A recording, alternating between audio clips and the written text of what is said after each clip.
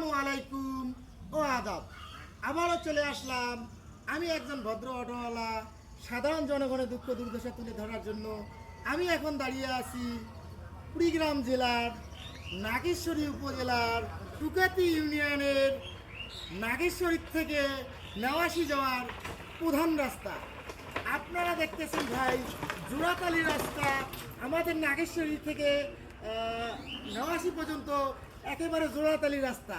এই জোড়াতালি রাস্তা বলার উদ্দেশ্য হলো, আপনারা হয়তো বা জানেন না যে এক সাইডে রাস্তা করে আর এক সাইড দিয়ে ভেঙে যায়, মানে এই সাইড দিয়ে 10 দিনের জন্য করে ও সাইড দিয়ে ভেঙে যায়। এভাবে তো আর চলতে পারে না রাস্তা। সাধারণ জনগণের চলাফেরা অনেক সমস্যা হচ্ছে এবং অনেক কষ্ট হচ্ছে।